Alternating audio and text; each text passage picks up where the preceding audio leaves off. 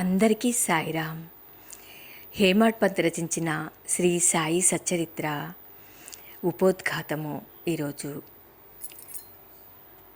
ఓం శ్రీ మహాగణాధిపతయే నమః. ఓం శ్రీ గురుభ్యో నమః. ఓం శ్రీ సాయినాథాయ నమః. మహారాష్ట్ర దేశంలోని వారందరికీ శ్రీ గురుచరిత్ర సుప్రసిద్ధం. ఆ దేశమంతటను దత్తాత్రేయ భక్తులు దీనిని చదువుతారు. కొందరు దీనిని నిత్య పారాయణం చేసెదరు. దీనిని రచించిన వారు సరస్వతి గంగాధరుడు. ఇందులో శ్రీపాద శ్రీ వల్లభస్వామి యొక్క, శ్రీ నరసింహ సరస్వతి స్వామి వారి యొక్కయు లీలలు, విచిత్ర చర్యలను వర్ణింపబడి ఉన్నాయి. వీరిద్దరూ దత్తాత్రేయుని ముఖ్యావతారములు. ప్రముఖ మరాఠీ గ్రంథకర్తయగు శ్రీ ఎల్.ఆర్. పాంగార్కర్ అభిప్రాయము ప్రకారం ఈ రెండు అవతారములు 14-15 శతాబ్దములలో వెలిశాయి. దత్తాత్రేయుని తదుపరి అవతారములు కూడా కలవు. ఇందులో ముఖ్యమైనవి నైజాం ఇలాఖాలో శ్రీ మాణిక్య ప్రభువును, షోలాపూర్ జిల్లాలో శ్రీ అక్కల్ కోటగర్ మహారాజు గారు, తుట్టతుదకు అహమ్మద్ నగర్ జిల్లాలోని షిరిడీలో శ్రీ సాయిబాబాయును. బాబా 1918 సంవత్సరంలో మహాసమాధి చెందారు. శ్రీ అక్కల్ కోటకర్ మహారాజ్ అవతార పరంపరయే శ్రీ సాయిబాబాయని కొందరి భక్తుల నమ్మకం. 5వ అధ్యాయంలో వేప చెట్టు క్రింద పాదుకలు ప్రతిష్ఠించిన కథయు, 26వ అధ్యాయంలో చెప్పబడిన హరిశ్చంద్ర పితళే అనుభవమును ఈ నమ్మకమును దృఢపరుచుచున్నాయి. పైన వివరించిన 2 అవతారముల విచిత్ర లీలలను శ్రీ గురుచరిత్రను గ్రంథమందు 53వ అధ్యాయములలో సరస్వతి గంగాధరుడు ఎట్లు వర్ణించెను, అటులనే శ్రీ గోవింద రఘునాథ్ ఉరఫ్ అన్నా సాహిబ్ దాబోల్కర్ అంటే హేమాడ్ పంత్ అనువారు శ్రీ సాయి లీలలను 53 అధ్యాయములలో శ్రీ సాయి సచ్చరిత్ర అను గ్రంథమున వర్ణించి ఉన్నారు. కనుక ఈ శ్రీ సాయి సచ్చరిత్రము ఈనాటి గురుచరిత్ర అని చెప్పవచ్చు. పై చరిత్రల గూర్చి ఈ దిగువ వివరించిన అంశములు గమనార్హములు. 1. శ్రీ గురుచరిత్రను వ్రాసిన వారు కన్నడము వారు కాబట్టి వారికి మరాఠీ భాష బాగుగా తెలియకుండెను. అయినప్పటికీ వారి ఇష్టదైవం యొక్క ఆశీర్వాదము వల్ల మరాఠీ భాషలో ప్రసిద్ధికెక్కిన గొప్ప గ్రంథమును వారు వ్రాయగలిగారు. శ్రీ సాయి సచ్చరిత్రము యొక్క గ్రంథకర్త సుప్రసిద్ధ మరాఠీ వారు మహారాష్ట్ర దేశంలోని అనేక యోగుల చరిత్రలను చదివి ఉన్నారు. ప్రసిద్ధి చెందిన ఏకనాథ భాగవతము వారి నిత్యపారాయణ గ్రంథము. శ్రీ సాయి సచ్చరిత్రమును జాగ్రత్తగా చదివినచో ఏకనాథ భాగవతంలోని పెక్కు విషయములు శ్రీ సాయి సచ్చరిత్రంలో పొందుబడి ఉండుట చూడగలరు. ఇక 2వది, శ్రీ గురుచరిత్ర ముఖ్యముగా కర్మకాండపై ఆధారపడి ఉండుటచే దానిని బోధపరచుకొనుటకు బహు కష్టం. దానిని ఆచరణలో పెట్టుట మరింత కష్టము. దత్తాత్రేయుని ముఖ్య శిష్యులు కూడా దానిని ఆచరణలో పెట్టలేకున్నారు. శ్రీ సాయి సచరిత్ర విషయము అట్టిది కాదు. అందులోని విషయములు తేటతెల్లములు, మిక్కిలి సామాన్యమైనవి. ఇందులో చెప్పిన వానిని అందరూ సులభముగా గ్రహించి ఆచరణలో పెట్టగలరు. ఇక 3వది, శ్రీ గురుచరిత్రలో వర్ణించిన విషయములు అవి జరిగిపోయిన 100 ఏండ్లకు వ్రాయబడెను. కానీ శ్రీ సాయి సచ్చరిత్రములోని కొన్ని లీలలను రచయిత స్వయముగా చూసెను. శ్రీ సాయిబాబా యొక్క అనుమతి పొంది వారి ఆశీర్వాదముతో ఈ గ్రంథమును ప్రారంభించెను. వారి ఆజ్ఞానుసారము అక్కడక్కడ ముఖ్యమైన విషయములు, లీలలు టూకీగా వ్రాసి ఉంచుకొనెను. 1918వ సంవత్సరంలో సాయిబాబా సమాధి చెందిన తరువాత శ్రీ సాయి లీల మాసపత్రికలో శ్రీ సాయి చరిత్రమును కొంచెముగా ప్రకటించెను.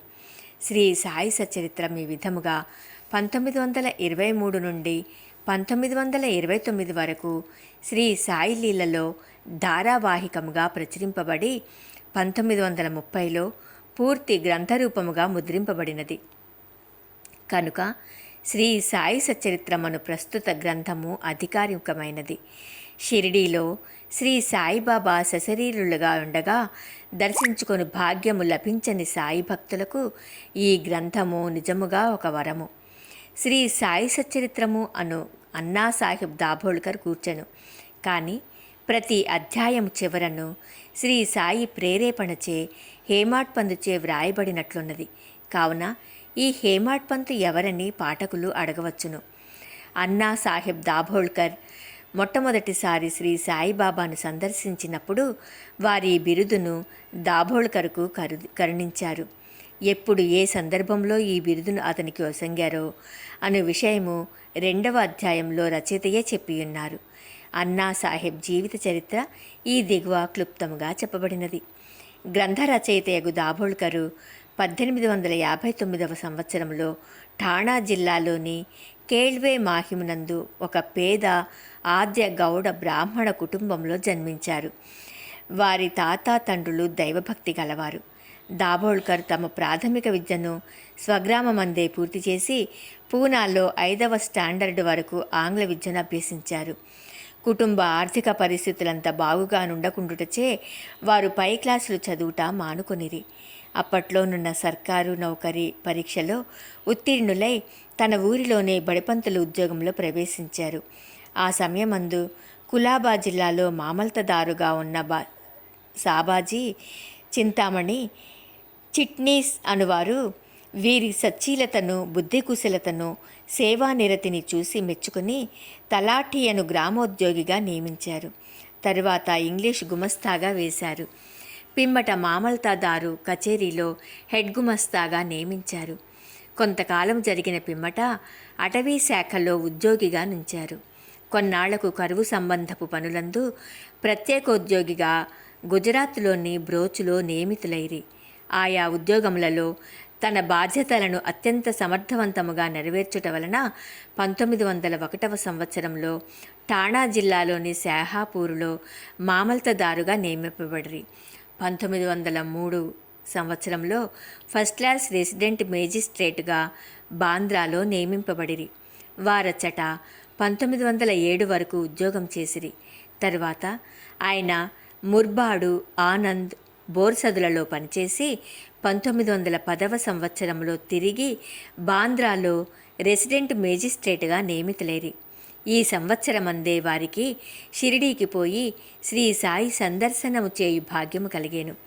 1916 సంవత్సరంలో వారు ఉద్యోగ విరమణ చేసిన పిమ్మట కొన్ని నెలల వరకు తాత్కాలిక ఉద్యోగిగా పనిచేసిరి.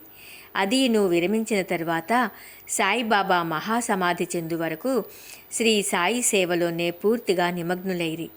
బాబా మహాసమాధి పిమ్మట షిరిడీ శ్రీ సాయిబాబా సంస్థానమును 1929 సంవత్సరంలో తాను మరణించు వరకును ఎంతో చాకచక్యముగా నడిపిరి. వారికి భార్య, ఒక కుమారుడు, 5 కుమార్తెలుండిరి. బిడ్డలకు తగిన సంబంధములు దొరికినవి. అందరూ క్షేమముగానున్నారు. సాయిబాబా ఎవరు? సాయిబాబా ఎవరు అను ప్రశ్నకు 3 విధములుగా సమాధానం చెప్పవచ్చును. 1. దీర్ఘాలోచన చేయకయే విషయముల గూర్చి గాని మనుష్యులను గూర్చి గాని అభిప్రాయము చెప్పు అభ్యాసము గలవారు సాయిబాబానొక పిచ్చి ఫకీరనియు, వారు షిరిడీలో శిథిలమై పాడుబడిన మసీదులో అనేక సంవత్సరములు నివసించిరనియు ఇష్టము వచ్చినట్లుగా మాట్లాడుచు తమను దర్శింపవచ్చిన వారి నుంచి దక్షిణ రూపముగా ధనము వసూలు చేయుచుండురనియు చెప్పుదురు. ఈ అభిప్రాయము తప్పు. ఆర్ఏ తర్ఖడ్ గారి స్నేహితుడు ఒకసారి బాబా దర్శనానంతరము బాబా వద్ద సెలవు పుచ్చుకుని బొంబాయి తిరిగి పోవునప్పుడు కంటతడి పెట్టుకొనెను. అతనితో బాబా ఇట్లనెను, పిచ్చివాని వలె ప్రవర్తించుచున్నావేమి? నేను బొంబాయిలో మాత్రం నీతో లేనా? దానికి తర్ఖడ్ గారి మిత్రుడు ఇట్లు జవాబిచ్చెను, నాకు ఆ విషయము తెలియదు. ఎందుకనగా మీరు బొంబాయిలో నాతోనున్నట్లు నాకు అనుభవం లేదు కదా. అందులకు బాబా ఇలా అన్నెను, ఎవరైతే బాబా షిరిడీలో మాత్రమే ఉన్నాడని అనుకొందురో వారు బాబాను నిజముగా గ్రహింపలేదని తెలుసుకో. ఇక 2వది, కొందరు సాయిబాబాను మహాసిద్ధపురుషుడనిరి. మహమ్మదీయులు బాబాను తమ పీరులలో ఒకనిగా భావించిరి. హిందువులు బాబాను తమ మహాత్ములలోనొకనిగా గ్రహించిరి. ప్రతి సంవత్సరము షిరిడీలో జరుగు ఉత్సవముల నిర్వాహకులు తమ ప్రకటనలలో బాబాను సంత చూడామణిగా పేర్కొనెదరు. ఈ అభిప్రాయం కూడా సరియైనది కాదు. శ్రీ సాయిబాబాను సన్నిహితముగాను వాస్తవముగాను సేవించిన వారు మాత్రము బాబాను భగవదావతారముగా నిప్పటికీ భావించుచున్నారు. దీనికి దిగువ కొన్ని దృష్టాంతములు నిచ్చెదము. ఒకటి బివి నరసింహస్వామి గారు రచించిన బాబా సూత్రములు పలుకులు అను గ్రంథమునకు పీఠికలో ఇండోర్ హైకోర్టు జడ్జిగారగు ఎంబి రేగే గారు ఇట్లు రాసి ఉన్నారు. బాబా సశరీరులుగా ఉన్నప్పుడు వారొక రూపు దాల్చిన భగవత్ స్వరూపముగా తమ భక్తులకు భాసిల్లుతూ తమ లీలా ప్రబోధాల ద్వారా సాధకుల మార్గమును ప్రకాశింపచేయుచుండెడివారు. వారి నశ్వరమైన దేహము మాయమైపోయినది గాని దానిలో అప్పుడుండిన బాబా మాత్రము ఇప్పటికిని అనంత శక్తి వలె నిలిచి వారు సమాధి చెందకముందు భక్తులకు తోడ్పడినట్లే ఇప్పటికిని వారిని ఆశ్రయించు అసంఖ్యాక భక్తులకు నిశ్శబ్దముగా సహాయపడుచున్నారు. శ్రీ బివి నరసింహస్వామి గారు రచించిన భక్తుల అనుభవములు అను పుస్తకములోని మొదటి పేజీలో ఉత్తర భారతదేశంలోనున్న ఒక హైకోర్టు జడ్జి గారిట్లు వ్రాసి ఉన్నారు. నేను సాయిబాబాను సృష్టి స్థితి లయకారకుడుగా భావించెదను. 1918వ సంవత్సరంలో వారు సమాధి చెందకముందు నేనట్లు భావించి తిని ఇప్పటికీ నేనట్లే భావించుచున్నాను. నాకు మాత్రము వారు సమాధి చెందినట్లు లేదు. నా దృష్టిలో వారు అన్ని పరిమితులకు అతీతులు. వారు మా మధ్య ఉన్నప్పుడు వారి మానవ శరీరము మా కనుల ముందు సంచరించుచుండెను. ఒకప్పుడది మా దృష్టిని విశేషముగా ఆకర్షించేది. కానీ ఎక్కువ భాగము మా ఎరుకలో నిలిచినది మాత్రము వారి అనంతతత్వమే, శాశ్వతము. అశాశ్వతముల అద్భుత సమ్మేళన రూపమైన ఒక మానసిక ప్రతిబింబం వలె వారు మాకు భాషించేవారు. అశాశ్వతమైన తమ మానవ దేహమునొక్కొక్కప్పుడు మా ముందర తళుకుమని మెరిపించేవారు. ఇప్పుడు అశాశ్వతమైన ఆ దేహము మాయమై సాయిబాబాయను శాశ్వతమైన అనంత శక్తి మాత్రము నిలిచియున్నది. ఇక మూడవది బివి నరసింహస్వామి గారిచే రచింపబడిన భక్తుల అనుభవములు అను గ్రంథములో 19-20 పుటలలో ఆచార్య GG Narke MA MSc Poona engineering college వారు ఇట్లు చెప్పి ఉన్నారు. ఇంటి వద్ద నిత్యము నేను పూజించు గృహదేవతల మధ్య సాయిబాబా నొకరినిగా ఉంచితిని. సాయిబాబా భగవంతుడు. ఆయన సామాన్య సత్పురుషుడు కాడు. మా మామగారు శ్రీమాన్ బూటి, నా భార్య, నా తల్లి గొప్ప సాయి భక్తులు. వారు సాయిబాబాను భగవంతుని వలె పూజించువారు. నేను క్రొత్తగా షిరిడీకి పోయినప్పుడు ఒకనాడు ఆరతి సమయంలో సాయిబాబా మిక్కిలి కోపోద్దీపితుడై ఉండెను. అకారణముగా వారు కోపించుచు శపించుచు భయపెట్టుచుండిరి. ఆయన పిచ్చివాడా ఏమను సంశయము నా మనస్సులో మెదిలెను. మామూలుగానే ఆరతి పూర్తి ఆయను. ఆనాటి సాయంకాలము నేను బాబా పాదములను ఒత్తుచుంటిని. అప్పుడు బాబా ప్రేమగా నా తలను నిమురుచు నేను పిచ్చివాడను కాను అనెను. ఎంత ఆశ్చర్యము! నా హృదయగత భావమును గ్రహించుచున్నారు. వారికి తెలియకుండా మనము ఏ రహస్యములను దాచజాలమో.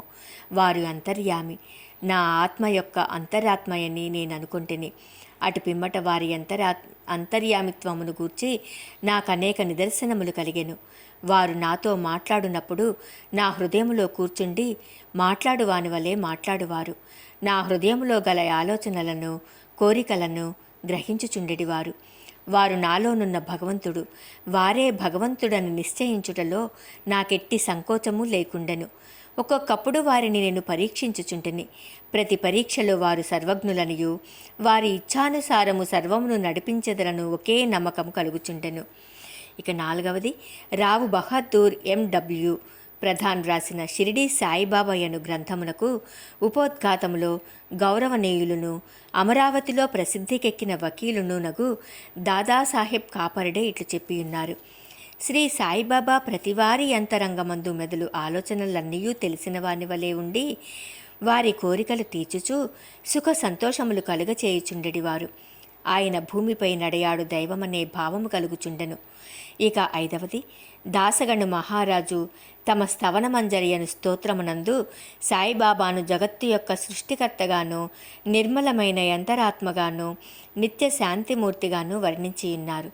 ఇక ఆరవది హేమాడ్ పంతు శ్రీ సాయి సచ్చరిత్రము యొక్క మొదటి అధ్యాయములో సాయిబాబాను గోధుమలు విసురుచుండిని యొక్క వింత యోగిగా వర్ణించెను.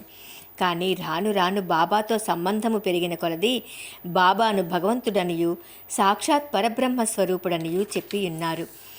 ఏడవది షిరిడీ భక్తులందరూ ముఖ్యముగా మాధవరావు దేశ్పాండే ఉరఫ్ శ్యామ అనువారు బాబాకు మిక్కిలి భక్తులు. వచ్చిన భక్తులందరితో కలిసిమెలిసి తిరుగువాడు. ఆయనెల్లప్పుడూ బాబాను దేవా అని సంబోధించువాడు.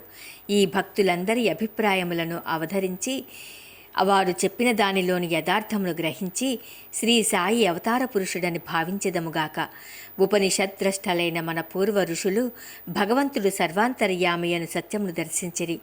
బృహదారణ్యక, చాందోగ్య, కఠ, శ్వేతాశ్వతర ఉపనిషత్తులు జీవకోటితో సహా సర్వ వస్తు సముదాయమైన ప్రకృతి అంతయు భగవంతుని రచనయనియు అది అంతయు అంతర్యామిచే అనగా సర్వమును సృష్టించి పాలించెడి భగవంతునిచే వ్యాపింపబడి ఉన్నదనియు వక్కాణించుచున్నవి. ఈ సిద్ధాంతమును నిరూపణ చేయుటకు తగిన ఉదాహరణము శ్రీ సాయియే.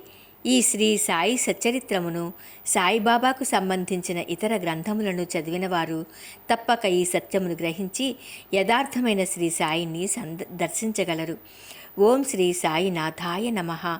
ఉపోద్ఘాతము సంపూర్ణము. సద్గురు శ్రీ సాయినాథుని దివ్య చరణారవిందార్పణమస్తు.